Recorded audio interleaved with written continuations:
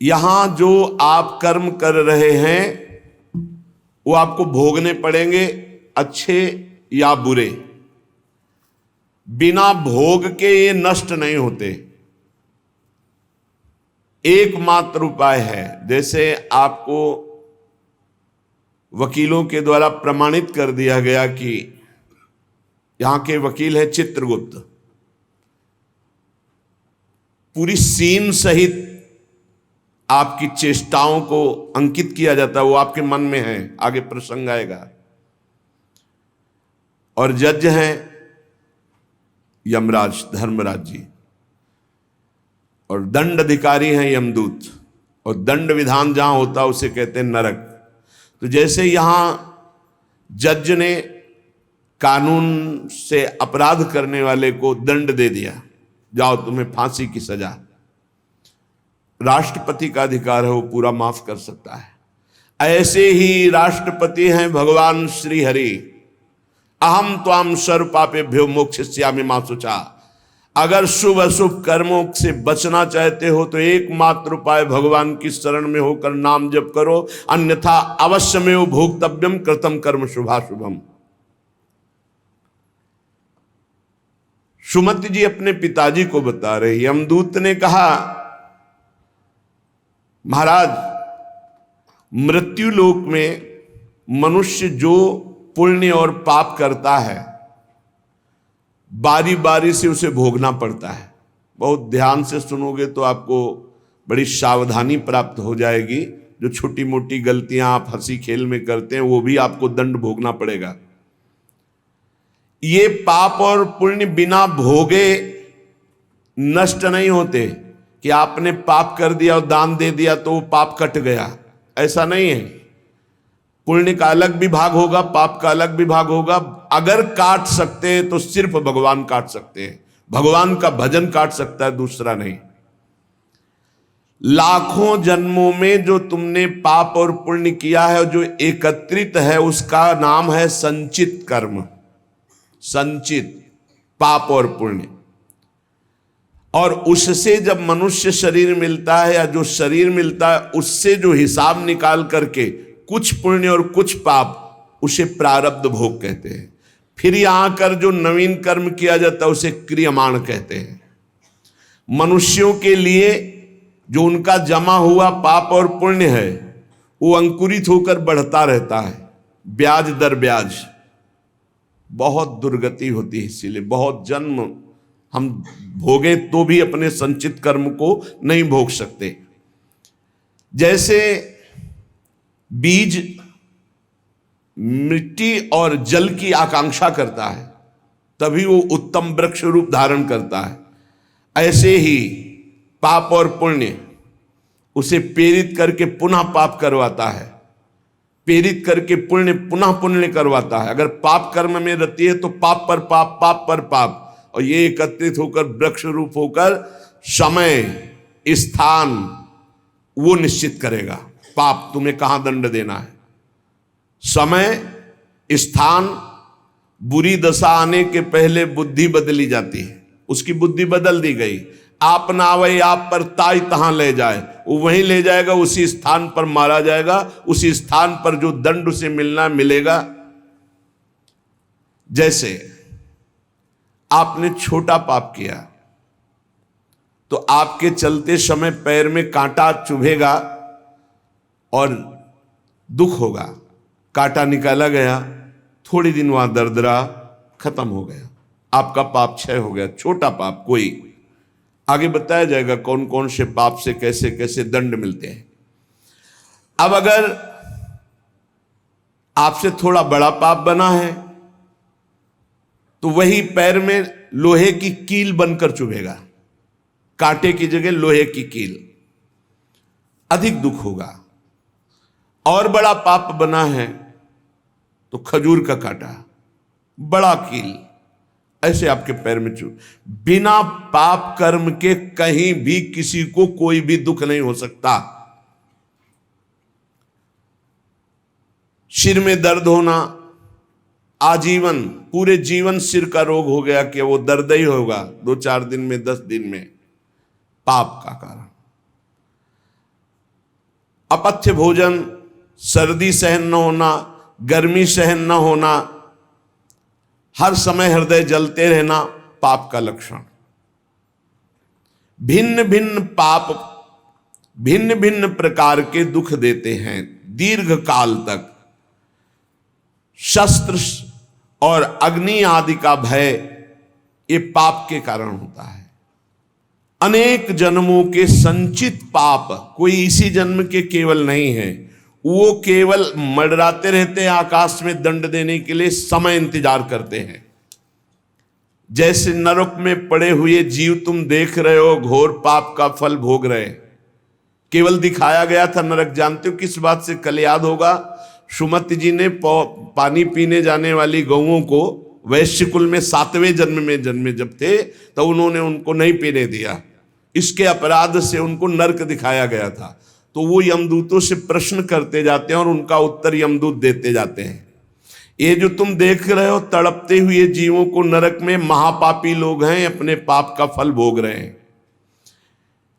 जब कोई पुण्यात्मा होता है तो स्वर्गलोक में जाता है, देवताओं के साथ रहता है, गंधर्व उसका गुणगान करते हैं, अप्सराओं का नाना प्रकार से सुख उठाते हैं। और जब पुण्य भोग क्षीण हो जाता है तो फिर यहाँ आकर के मनुष्य लोक में अपने कर्मानुसार जन्म लेते हैं।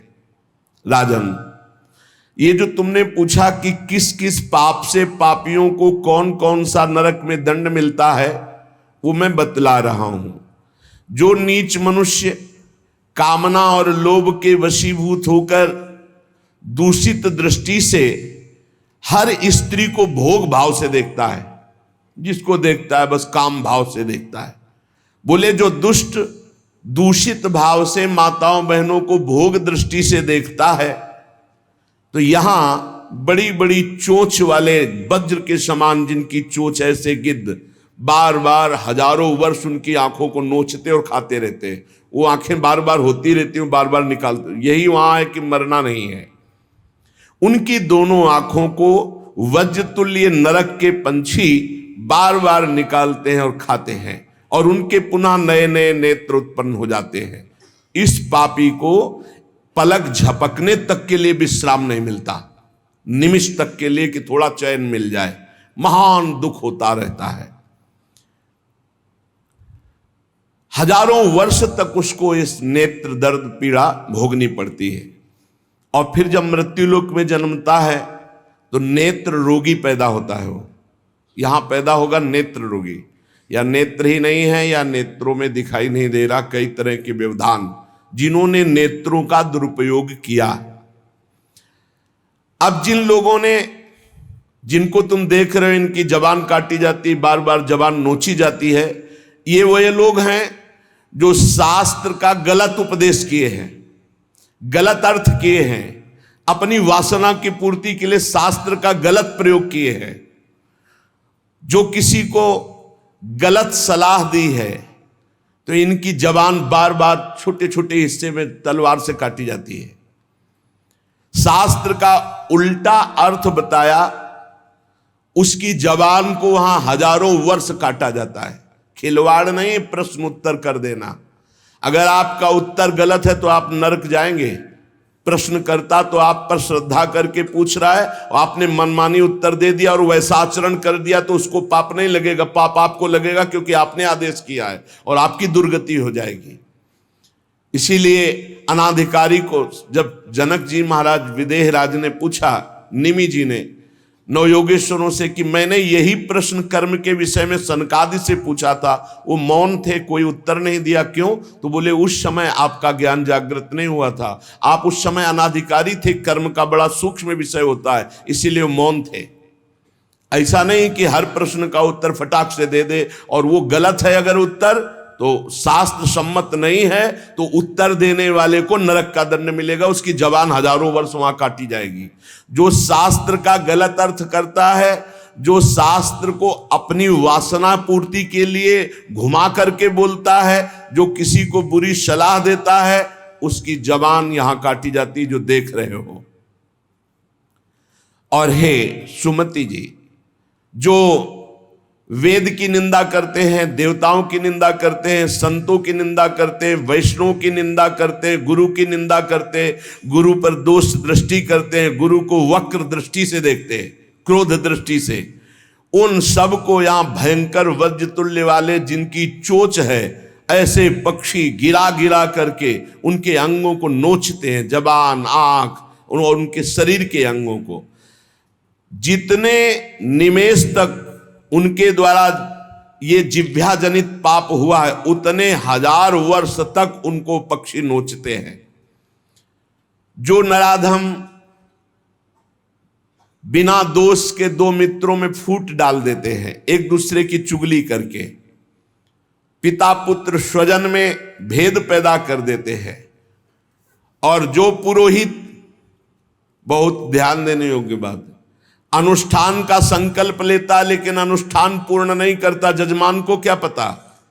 जो पुरोहित जजमान से नियत संख्या ले ली धन और अनुष्ठान पूरा नहीं किया, या जो अपनी माता और पिता का अपमान किया, जो अपनी शरणागत, अपने अर्धांग विराजमान पाणि ग्रहण की हुई पत्नी का विविध प्रकार से अपमान और शोषण किया, वो यहां आरे से चीरे जाते हैं 1000 वर्ष तक। दिखाया, देखो ये बीच आरे से आराम आराम से एक एक अंग चीरे जाते हैं।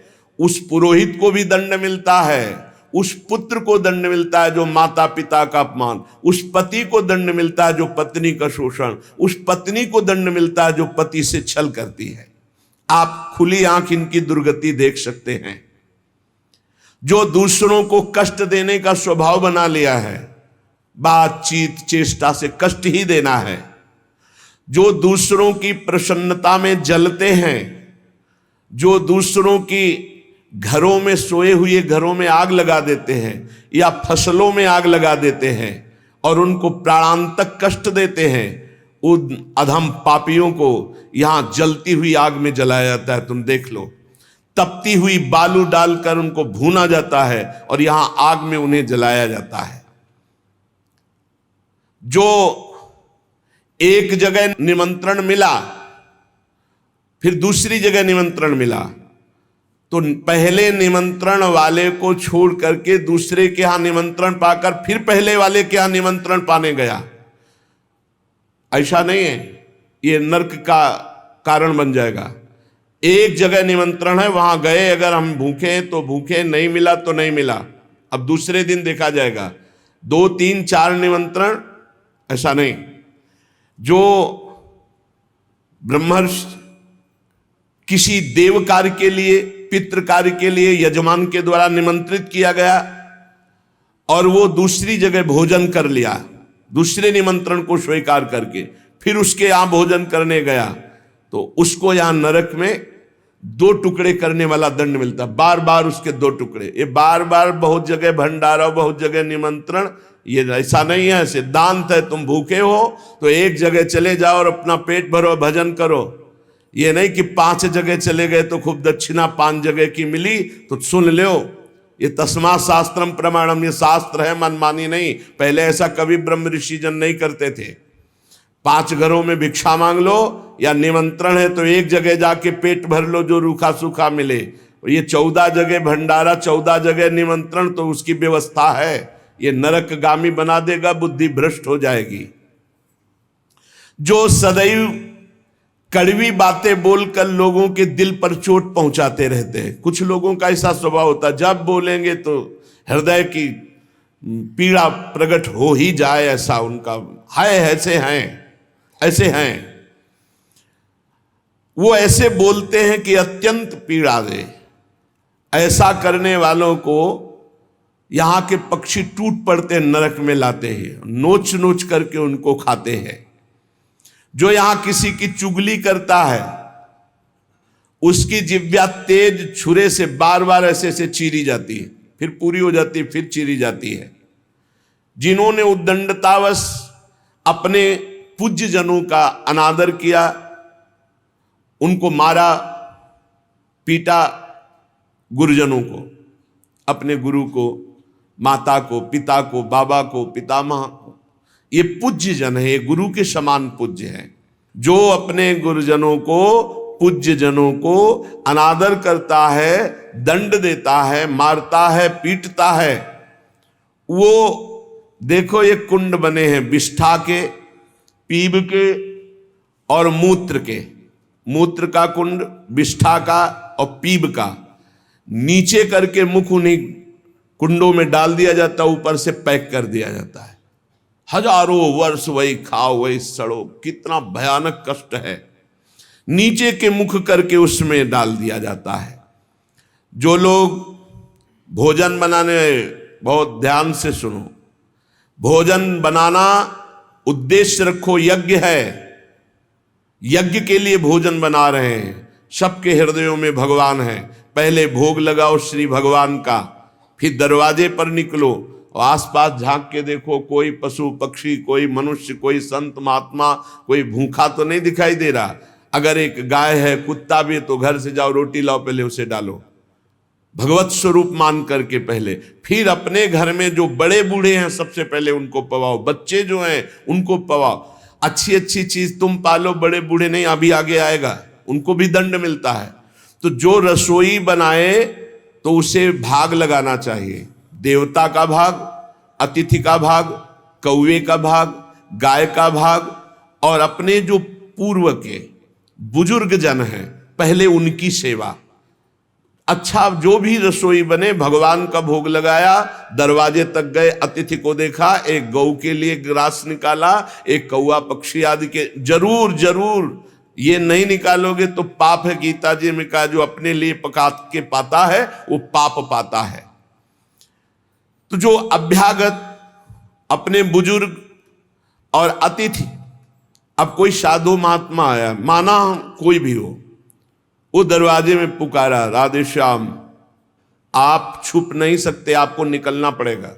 हाँ राधे राधे, क्या चाहिए, क्या सेवा करूं आपकी? आप जल पिएंगे, आप भोजन पाएंगे? नहीं मुझे पैसा चाहिए। वो नहीं दे सकता, खत्म खेल, आपका आदर हो गया।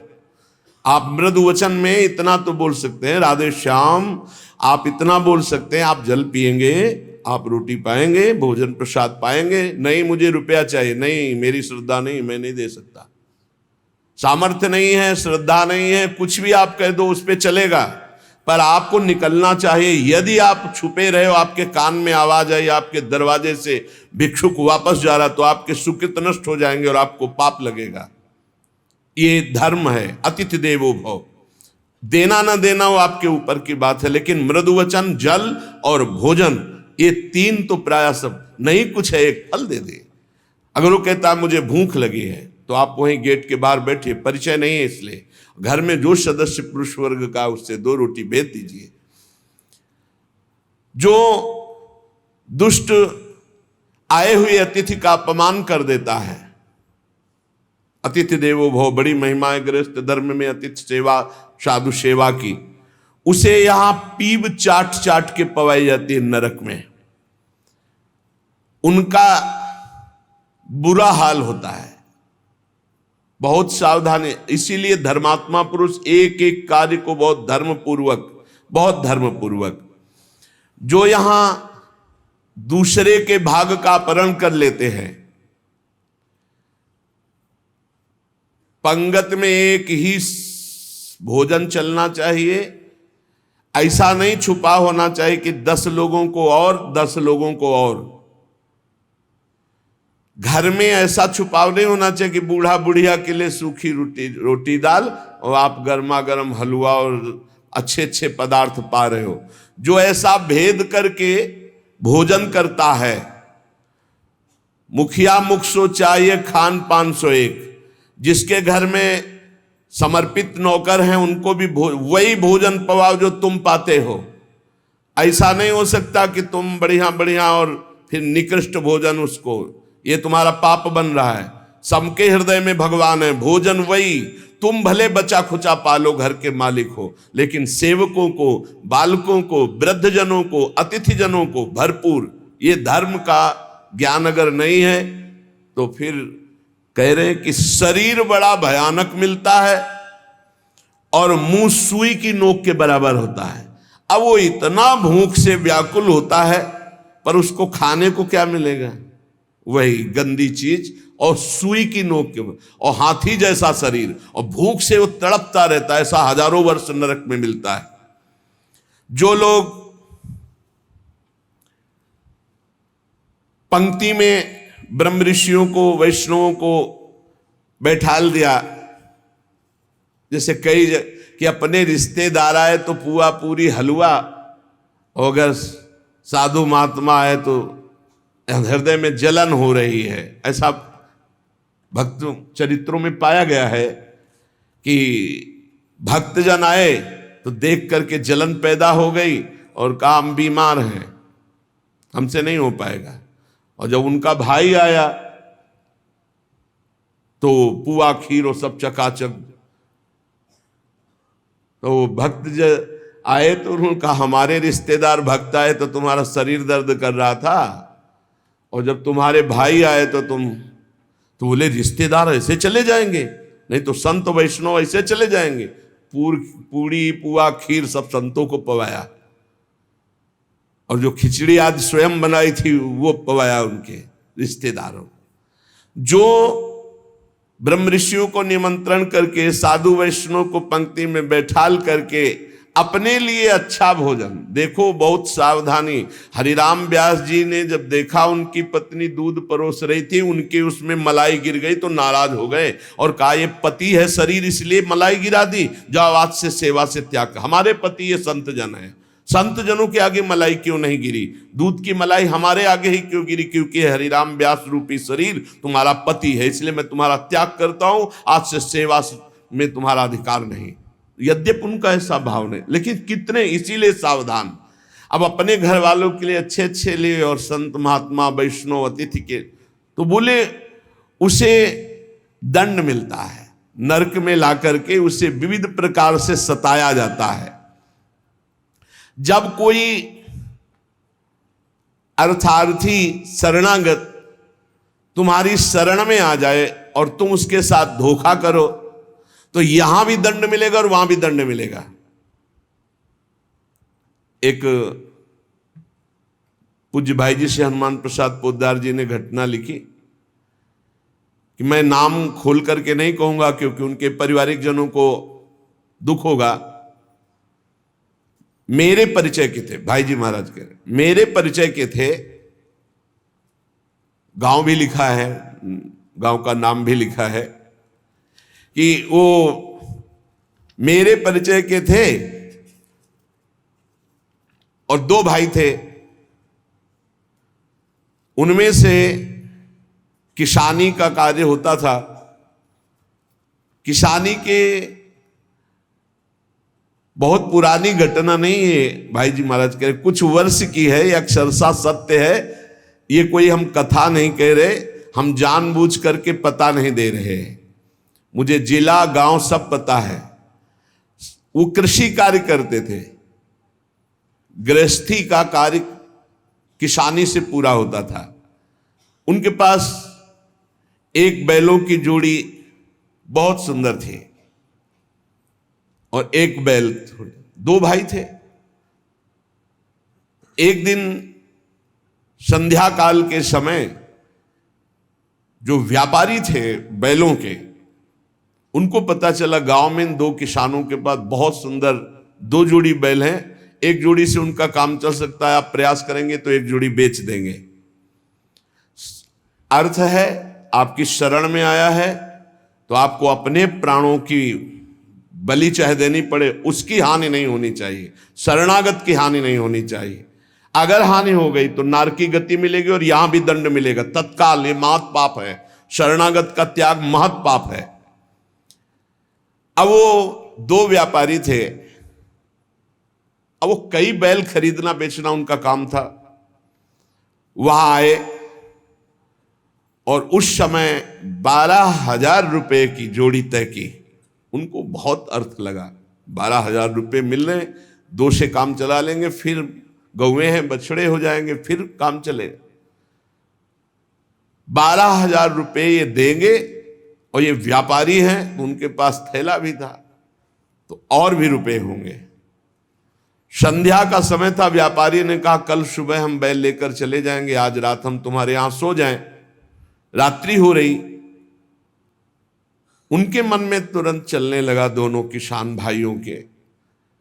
उन्होंने कहा हाँ हाँ बहुत आराम से खाइए पिए, आपका घर है। उन्होंने कहा आज रात्रि हम आपकी शरण में हैं, आप हमारे और हमारे धन की रक्षा कीजिए, कल सुबह हम 12,000 आपको देकर आपके बैल लेकर चले जाएंगे। अब एक तो अतिथि, दूसरे शरणागत।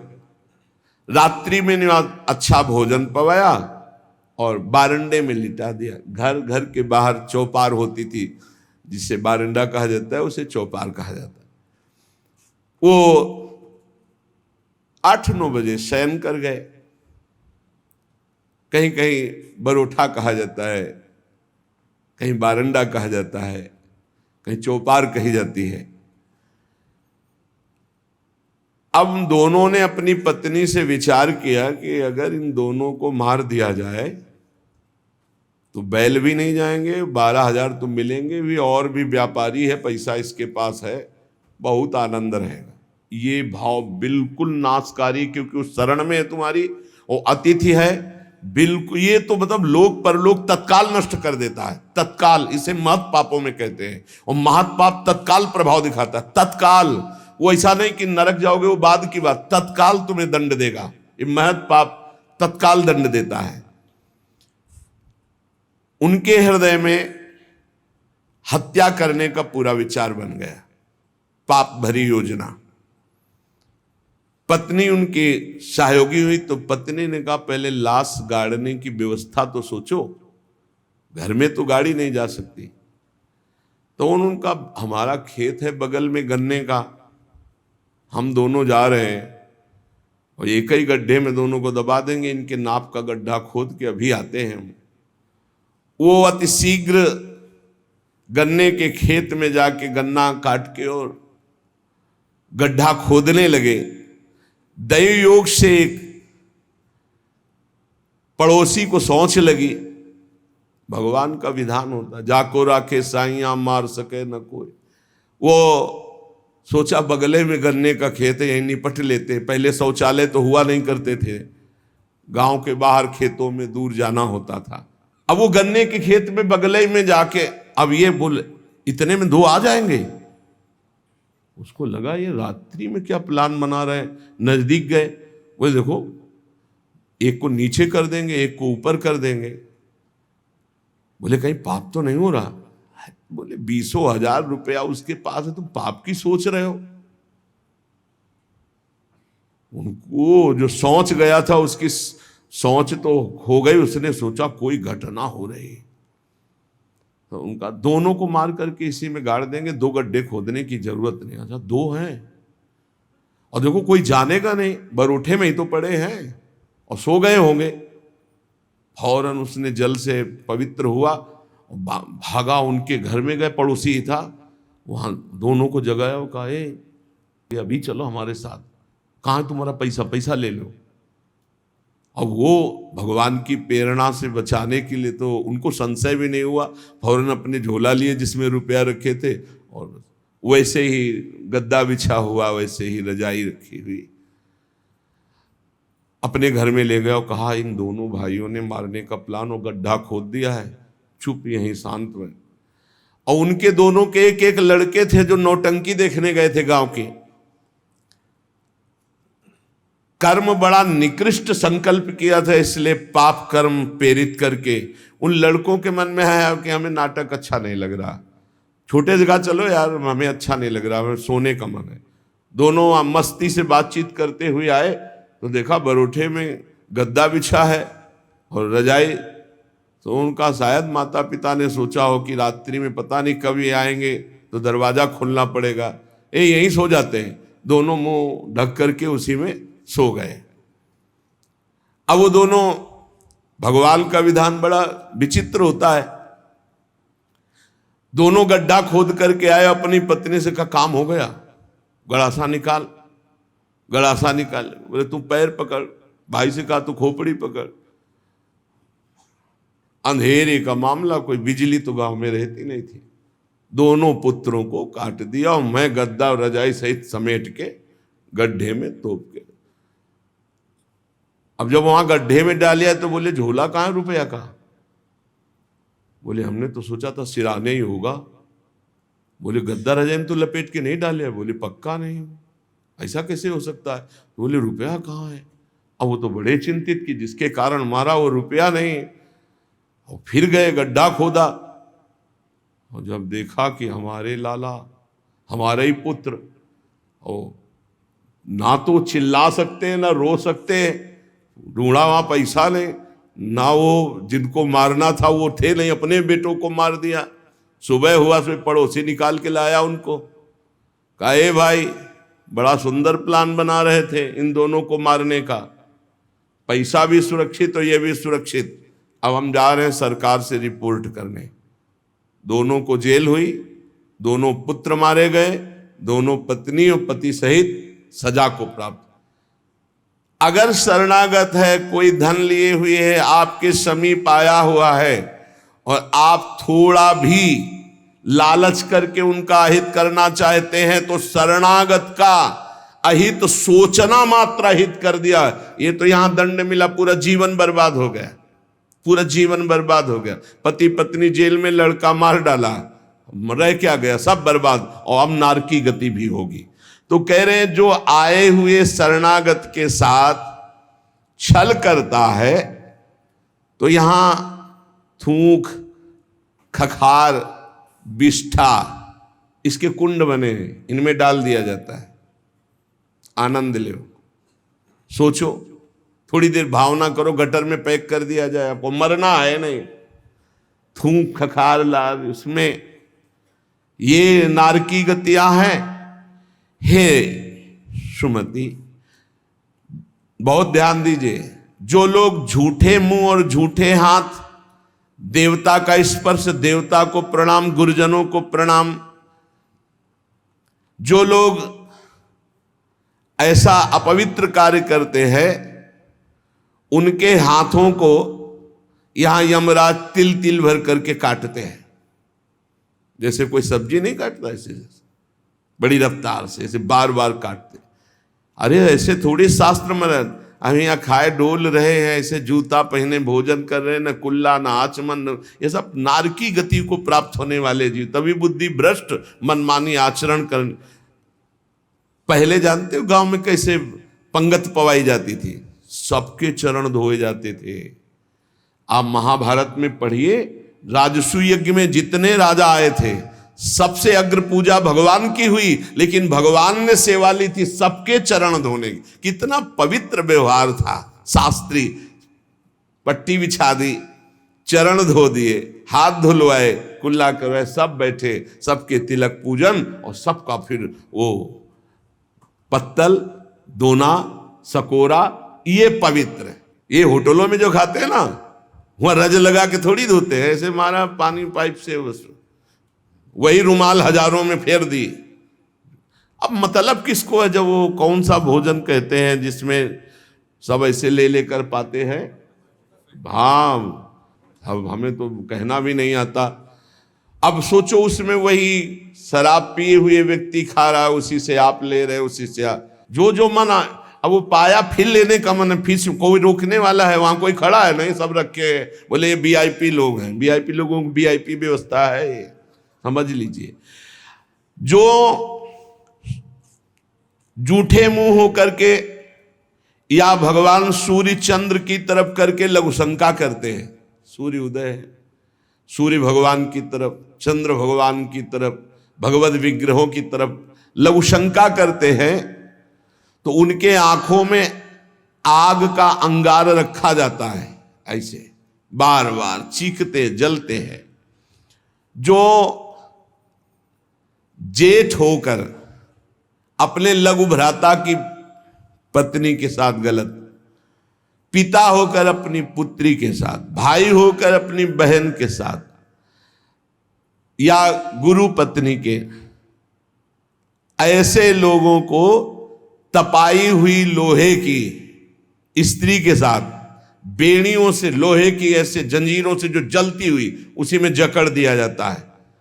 बहुत तुम्हारी बुद्धि भ्रष्ट हुई थी, जो बहन बेटी और पवित्र संबंध भी नहीं तुम्हें दिखाई दिए, तो उसमें लपेट दिया। लोहे की स्थिति धधकती हुई आग, लोहे की जंजीरों से बांध दिया। त्राहिमाम पुकार रहा है, हजारों वर्ष बंधा रहे, मरना तो है नहीं। जकड़ दिया जाता, आग का अंगार आसो पास उसके रख दिया जाता है। उसके पूरे के पूरे शरीर में बार बार दाह आग होती है, चिल्लाता है। ऐसे नराधमों को यहां बहुत दंड दिया जाता है। यमदूत कहते हैं, जो अपने कानों से गुरु की निंदा सुनता है, जो अपने कानों से वैष्णवजनों की निंदा सुनता है, जो दूसरों की निंदा सुनकर के हर्षित होता है, ऐसे पापियों को यमदूत जो लाते हैं यमराज के, वो तपाया हुआ लोहा उनके कानों में डाला जाता है। बार बार तपाया हुआ लोहा, बार बार गुरु निंदा सुनी, संत निंदा सुनी, वैष्णव निंदा सुनी, सुनने वालों को। और बड़े हर्षित होते जब किसी की निंदा होती ना, तो कुछ लोग ऐसे हर्षित होते जैसे उनको सम्राट पद मिल रहा हो। अरे पर निंदा के किए ते आवत नहीं कछुआत, मूर्ख पर्वत पाप को ले चल अपने साथ।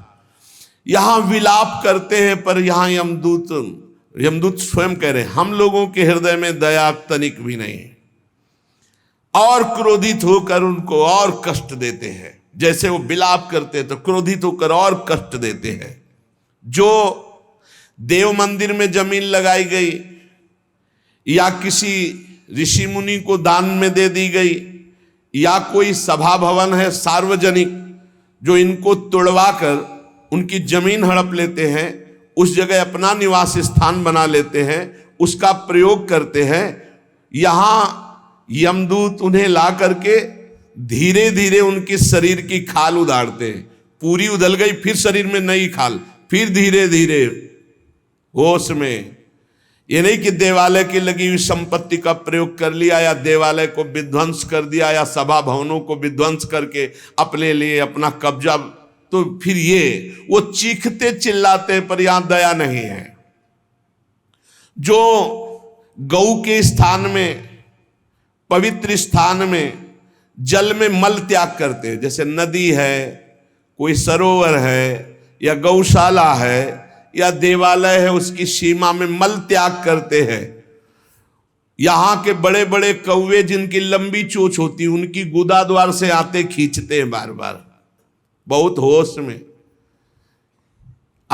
ये शास्त्र सुने नहीं जाते, इसलिए मनमानी पापाचरण होते हैं। जो जहां मनाया वहां, जो अपनी कन्या को रकम दे के बेचते हैं, बेचना होता है कि हमको इतना, ऐसा एक से बेचा फिर दूसरे के साथ बेचा, उसको यहां लाया जाता है और उसके शरीर में बड़े बड़े घाव किए जाते हैं, और फिर नमक की नदी है, उस नदी में डाल दिया जाता है। वो मात क्लेशित हजारों वर्ष। जो मनुष्य विकट संपत्ति और वो समस्या ही नष्ट हो गई, पुत्र, भृत्य, पत्नी, बंधुवर्ग और बुजुर्ग जन, किसी का त्याग कर देता है विपत्ति आने पर, और अपना पेट पालन करने लगता है, इनको छोड़ देता है। तो यहां हम लोगों में कुछ यमदूत ऐसे हैं जो बिल्कुल कर्कश होकर के उनके मांस को नोचते हैं और उसी के मुंह में डालते हैं, उसी को खवाते हैं, उसे खाना पड़ता है। जो मनुष्य अपने पुण्यों को यहां बेच देते हैं, उनकी बड़ी दुर्गति होती है। जैसे 1 घंटा नाम कीर्तन करेंगे 500 रुपया लेंगे, अमुक कार्य करेंगे अमुक रुपया लेंगे। जो अपने पुण्यों को बेच देते हैं, कई तरह से बेचना होता है, अब उनकी व्याख्या कहां तक करें। जो अपने पुण्य कार्यों का दाम लेते हैं, बेच देते हैं, वो पापी हैं, और उनको यहां चक्कियों में डाल के नरक में पीसा जाता है, जैसे आटा पीसा जाता है। बेचे ही वेद धर्म दुइले ही, ऐसा नहीं था। परोपकार के लिए ब्रह्म ऋषियों का जीवन था। कुछ मिला नहीं, किसी भी तरह जीवन व्यतीत करते थे। कृष्ण शरीर, बड़े बड़े चक्रवर्ती सम्राट भयभीत होकर खड़े हो जाते थे। तप पूर्ण जीवन, बेचने का कहीं विधान नहीं। जो जीवन में अपने किए हुए पुण्यों को बेच देते हैं, उनको वहां चक्की में जैसे आटा पीसा जाता है ऐसा पीसा जाता है। ये ना समझो कि मौज ले लो, यहां तुम मनमानी कर लो, भोगना पड़ेगा। अवश्य में भोक्तव्यम, नरक में जाकर के हिसाब भोगना पड़ेगा। चक्कियों में पीसे जाते हैं जो अपने पुण्य कर्मों को बेचते हैं। जो यहां किसी की धरोहर मिली, ए भैया हमारे इतने रुपए रख लो, ये सामग्री रख लो, हम समय से ले लेंगे, हमारी अव्यवस्था है, और फिर वो मुकर गया कि कौन धरोहर कब दिया कैसे दिया, तो उन्हें यहां जलती हुई लोहे की जंजीरों से बांध दिया जाता है और ऐसे कुंड में फेंका जाता है जहां बड़े कीड़े भयामने विषैले, और वो उनको हजार हजार वर्ष तक नोच रहे, उसी में बंधे चीख रहे। कौन? जो दूसरों की दी हुई धरोहर को ना देकर मुकर जाते, कब तुमने दिया। जो पापी दिन में मैथुन करते हैं, शास्त्रीय मर्यादा में दिन में मैथुन करना निषेध है। जो रात्रि में पराई स्त्री से मैथुन करते हैं, दिन में चाहे अपनी स्त्री क्यों न हो, मैथुन निषेध है। और जो इसीलिए महाभारत में एक प्रसंग आता है, एक ऋषि को उनकी पत्नी ने दिन में बहुत प्रेरित किया। उनका नाम हमें तो स्मरण नहीं आ रहा, किंदम, हाँ ऐसे कुछ नाम था। तब उन्होंने कहा दिन में पुरुष रूप में तो हम आपके साथ मैथुन कर नहीं सकते, आप बहुत प्रेरणा करती, इसलिए पशु बनना पड़ेगा। तो आप भी अपने संकल्प से मृगी रूप धारण करें, मैं मृग रूप धारण करता हूं। ऐसा ही हुआ, मृग रूप होकर के वो सहवास कर रहे थे। इतने में ही महाराज पांडु ने देखा तो उन्होंने बाण संधान कर दिया। अब जे ही बाण लगा तो मृग रूप तो हट गया ऋषि, तब वो हा खाए कि मुझे नहीं पता था कि आप ऋषि हैं। तो उन्होंने घटना बताई थी कि मेरी पत्नी विवश थी काम से, इसलिए मुझे पशु रूप धारण करना पड़ा, क्योंकि दिन में मनुष्य रूप से मैं तो नहीं किया जा सकता। जाओ, तुमने मुझे इस स्थिति में मारा है, अगर ऐसी स्थिति तुम्हारी हुई अपनी पत्नी के साथ तो तुम्हारे मृत्यु का योग हो जाएगा। मृत्यु का योग हो भी गया। तो जो दिन में अपनी स्त्री से या रात्रि में पराई स्त्री से, वो यहां पापी जन लाए जाते हैं। बहुत गहरा कुंड है जो खोपड़ी के बल उसमें छोड़े जाते हैं, लोहे के बड़े बड़े नीचे कांटे लगे हुए हैं, पूरा बिंध जाते हैं, फिर निकाले गए, फिर फेंके। अरे भाई होश में, जैसी थरिवंश नरक गति दुर्भरी यम द्वारे कटियत नक्षी के। और जो सदैव नई नई भोग प्रवृत्ति के लिए नवीन नवीन स्त्रियों को फंसाते रहते हैं और उनसे सहवास करते हैं, तो यहां एक बहुत बड़ा वृक्ष है सेमर का जैसा, और उसमें बहुत ही विषैले कांटे हैं। उस पापी को उसमें जबरदस्ती खींचा जाता है, बार बार नीचे बार बार ऊपर, करो आलिंगन। अधिक मात्रा में वो खून से लथपथ होकर जहरीले कांटे लगने से व्याकुल होकर त्राहिमाम पुकारता है। जो लोग पराई स्त्रियों को फुसलाकर उनके सतीत्व को नष्ट करते हैं, जो लोग अपने धन के घमंड में आकर गुरुजनों को नीचा दिखाते हैं, जो लोग अपने गुरुजनों के प्रति रोष दृष्टि रखते हैं, उनको यहां लाकर जैसे चटनी पीसी जाती शिला में, ऐसे बड़ी बड़ी शिलाओं से उनको पीसा जाता है। यमदूत सुमति जी को बता रहे हैं, और वो बहुत कष्ट पाता है। ये यमलोक बड़ा दुखमय है, दिन रात यहां व्यथा ही व्यथा है।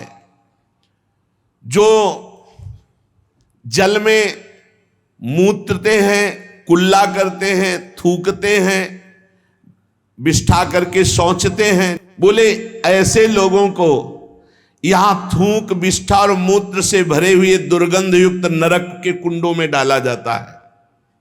अरे ऐसा थोड़ी साष्टांग दंडवत करो यमुना जी गंगा जी में और अपने घर से शौच आदि क्रिया करके, यदि नहीं ऐसा तो पात्र में लो और जल पियो पहले, और फिर दूर जा करके बहुत दूर शौच आदि होकर मिट्टी से ही हाथ और सब पात्र मार्जन करके फिर आओ, फिर पात्र मार्जन करो, फिर जल लो और दूर जा करके कुल्ला। ऐसे पवित्र जैसे गंगा किनारे भ्रमण करने वाले संत जन हैं तो सारी दिनचर्या गंगा जी से होती, पर बड़ी सावधानी से होती। ऐसा थोड़ी कि शौच लिया जाकर गंगा जी, ऐसा नहीं।